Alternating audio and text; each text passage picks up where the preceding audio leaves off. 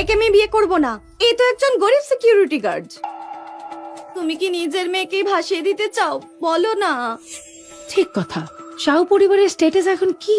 আমাদের প্রীতি ভবিষ্যতে একটা ধনী পরিবারে বিয়ে করবে, সে একটা গরিব সিকিউরিটি গার্ডকে বিয়ে করবে? এটা বৃদ্ধ লোকটির সিদ্ধান্ত ছিল। আমাদের মিলার কর্পোরেশন সবেমাত্র জনসমক্ষে এসেছে। যদি আমরা এখনই বিয়েটা ভেঙে ফেলি তাহলে বাইরের মানুষের কাছে আমাদের সুনাম নষ্ট হবে এবং স্টকের দামের উপর প্রভাব ফেলবে। সুজিকে ওকে বিয়ে করতে দাও। যদিও মিলার পরিবারের ও এক মেয়ে, কিন্তু ছোটবেলা থেকে গ্রামেই মানুষও। ছোটবেলা থেকেই তো বিয়ের জন্য ওকে ঠিক করে রাখা হয়েছিল। তোমাদের শহরের আপেলগুলো আমাদের গ্রামের মতো অত সুস্বাদু নয়। তাকে আমি বিয়ে করব। তবে আমার দুটো শর্ত আছে। কি শর্ত? দিদিমার জন্য 1 লক্ষ টাকা দিতে হবে। দ্বিতীয়, আমায় চিনিয়া হোটেলে কাজের ব্যবস্থা করে দিতে হবে। হোয়াট? তুমি বলছো জিনিয়া গ্রুপের অধীনে সবথেকে ধনী ওই 5 তলা হোটেল? তুমি ওখানে কি করবে? আমি জিনিয়ার প্রেসিডেন্টকে ঠিক খুঁজে বের করব। আমাদের গ্রাম কিছুতেই ধ্বংস করতে দেব না। আমি তো খুব বেশি লেখাপড়াও জানি না, তাহলে কি আমি না খেয়ে মরবো? ওকে, যতক্ষণ তুমি আর এই ওয়াটসন ফ্যামিলির সিকিউরিটি গার্ড বিয়ের সার্টিফিকেট নিয়ে আসছো তখনই তোমার হোটেলে কাজের ব্যবস্থা করে দেবো। ঠিক আছে।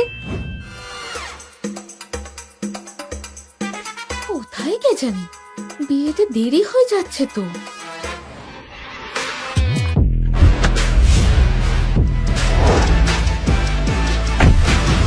মিস্টার ওয়াটসন, আপনি এরকম পোশাক পরে আছেন কেন? তুমি কি জানো চোখ মুখ বন্ধ করে বিয়ে করাটা উচিত নয়, কিন্তু আমি ওই বৃদ্ধ মানুষটার বিরুদ্ধে যেতে পারবো না শাহ পরিবারকে আরো পিছিয়ে দিতে। মনে রাখবে আমি আর এখন জিনিয়া গ্রুপের প্রেসিডেন্ট নই, সিকিউরিটি গার্ড। এইটাকে এবার সরাও।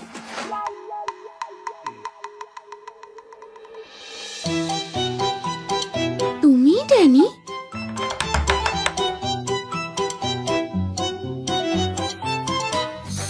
হ্যাঁ, সুজি। চলো হাজবেন্ড, বিয়েটা সেরে নি। আরে আরে 1 মিনিট। এই শহরের লোকজন এত স্লো না, বিয়েতে দেরি হয়ে যাবে তো। আরে একটু দাঁড়াও। তুমি কি মিলার ফ্যামিলির? ঠিক বলেছ। আমি হলাম সুমিতা, তোমার ওয়াইফ। ঠিক আছে, আর বাজে কথা নয়। তুমি কি দেখতে পাচ্ছ না আমি কি পরে আছি? তুমি লোকজনকে এত ছোট করো কেন? আমি নিজেও তো গ্রাম থেকেই এসেছি। এই তো সিকিউরিটি গার্ড। আরে আমি পড়তে জানি। তোমার কোনো আপত্তি নেই? আরে আপত্তি আবার কিসের? আমাদের গ্রামে তো সবাই প্রায় এইরকমই। তোমার ক্ষেত্রে তুমি একটু বেশি দুর্বল দেখতে, মোটামুটি। বাকি সবকিছু ঠিক আছে। তুমি কি আমার চেহারা নিয়ে অভিযোগ করছো? হ্যাঁ, ঠিক আছে।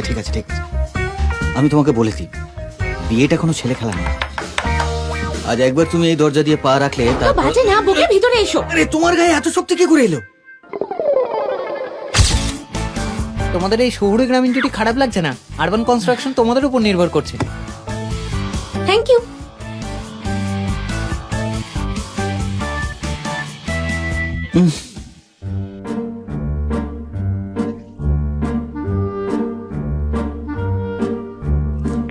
হ্যাঁ বাবা, সার্টিফিকেট পেয়ে গেছি।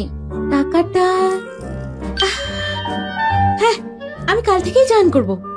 মাত্র 10,000 টাকার জন্য আমাকে বিয়ে করেছে। এও তাহলে টাকার পেছনে দৌড়চ্ছে। যদি আমাকে দাদু না দিব্যি দিতেন তাহলে এই গ্রামের মেয়েটাকে আমি কখনোই বিয়ে করতাম না। বলছি, আমরা কোথায় থাকবো? তুমি কি এখনো আমার সাথেই থাকতে চাও? একদম। আমাদের গ্রামে তো বিয়ের পর সবাই একসঙ্গেই থাকে। এ তো একই ঘরে থাকতে চাইছে, কিন্তু আমাকে তো আমার পরিচয় গোপন রাখতে হবে। একটু অপেক্ষা করো।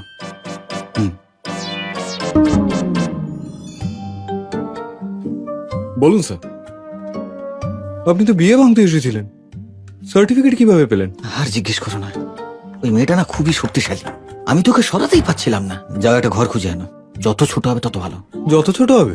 ভাঙা চড়া হলেও চলবে। যাও, তাড়াতাড়ি যাও। আরে যাও। হ্যাঁ। আমার বিশ্বাসই হচ্ছে না। এমন একটা ভাঙা চড়া বাড়িতে নিয়ে যাব, দেখি কি করে সহ্য করে। তাহলে আমরা কোথায় থাকবো? এবার যাওয়া যাক। হ্যাঁ, আমার গাড়িতে চলো।